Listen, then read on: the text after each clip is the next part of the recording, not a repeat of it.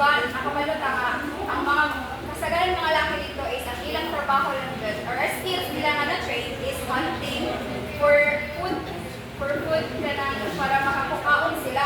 Then, with warfare, pinatutuan ko sila kung saan pagdali mo kasi lumakalaban. Makipaglaban ang pa. And then, leadership. Pinatutuan ko na sila kung saan yung leader sa mga na-try. Then, girls. Pag-iola.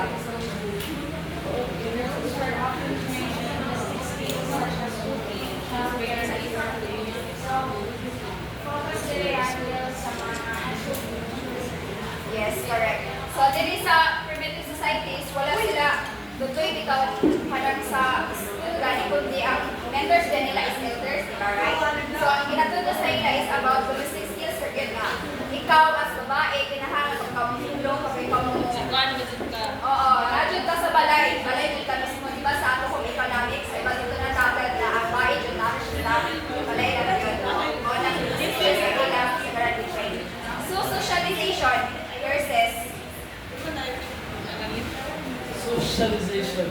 The division of labor reflected societal expectation and contributed to the overall balance of the community. So the boys and girls are part of the socialization in order for them to contribute and collaborate for the community.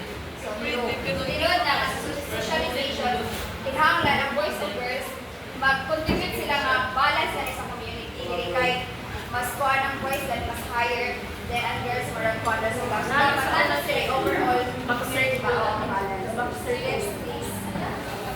Then sa adaptability and flexibility of primitive education.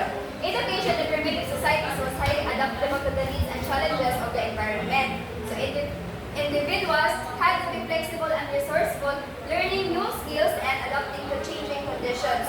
So environmental adaptation is Bernaldez. Please read.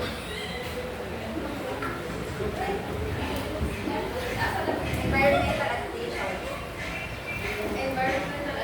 Education providing individuals with the knowledge and skills to adapt to their specific environment, utilizing available resources for survival.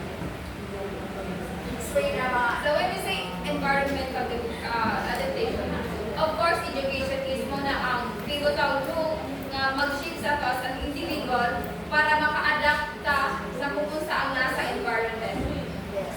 So sa primitive education, sa environmental adaptation, na-adapt nila dito bitaw nga kinahanglan nakapaler ka sa environment ang ila adaptation para sa environment balay hunting diba kasi kaya rin na-teach sa ilang mga mentors that tutuan environmental adaptation na the next is resourcefulness imuna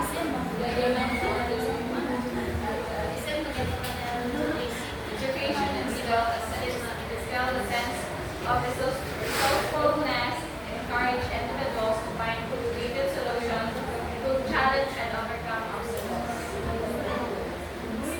So, ang resourcefulness, kanang may ilang pakitaan ng resource para saan? So, okay. Sa resourcefulness, ibalik, hindi kita kanang itang Pwede ako mga dati. sige.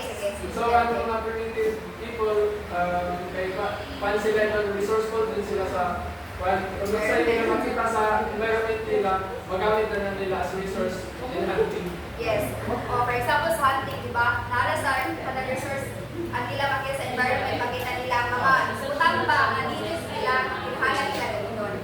So next is flexibility. Means bulay.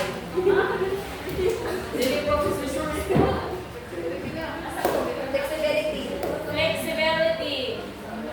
The educational process was constantly evolving, adapting to new challenges and opportunities, ensuring the continued survival and success of the community. When we say flexible, isa nasa kaibutang kaya nito. Muadap ka, bisa nasa kanagwan, muadap ka, murag imo. I-take ang mga new challenges in order for you to learn and to survive. Yes. Right. So sa flexibility, sa game pa natin bulaan, you have to learn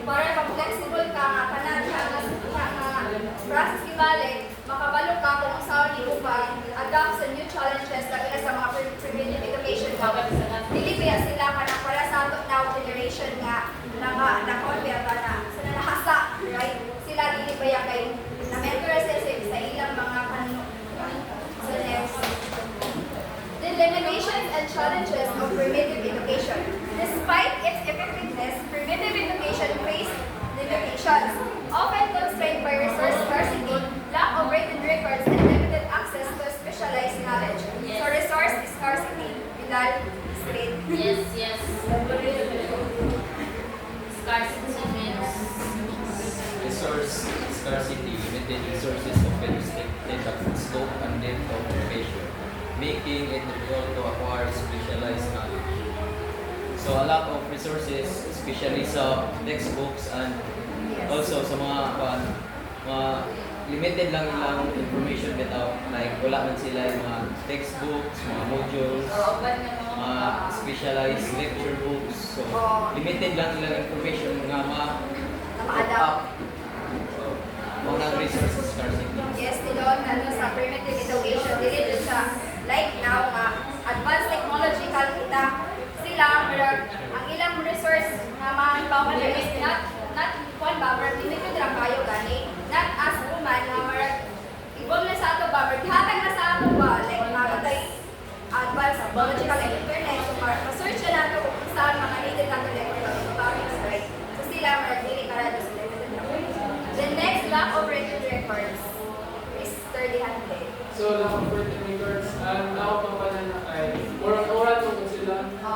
Oral. So, since dili pa sila pan sa written pan nila learning by doing it, dili pa kita sa nila pan. Ito, sa nila pan preserve nila culture.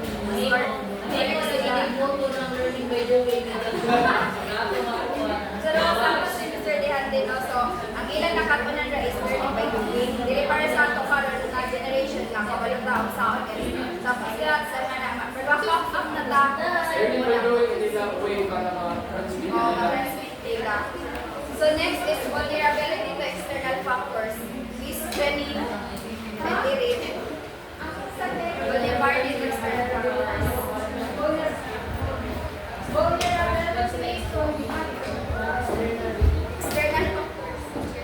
Vulnerability to external factors. Primitive education was susceptible to the influences of natural disasters, disease outbreaks, and other external factors. So, ang primitive education is vulnerable sila, marag sila ang kanang kuan ba kanang dali maapektuhan na si vulnerable marag jaon sa ila dapat prone sila sa natural disasters kay dili man sila mogamit ng mga ways na which is kanang mga kuan nga ni sa menja yung mga natural dili sila dili nila ma-lessen or ma-prevent kay because naa may ilala galing mo na believe na dili sila Yes, nalamin na parang kaya ang mga tribes namin sila sa bukid, no? So, burn kayo dun sila, like for example, mas maliit eruptions. Kaya sa ikaalam ba kung unsay ilang hibuon kay nalagis ka sa bukid, not like our generation, kabalo na tayo, namin mga intervency. So, kabalo ta kung unsay mga sakto, labi na sa mga natural disasters.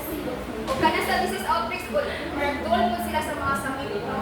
Kaya di man para sa ato nga, mapaluman ta kung limbiness sila, nakuan na po sila sa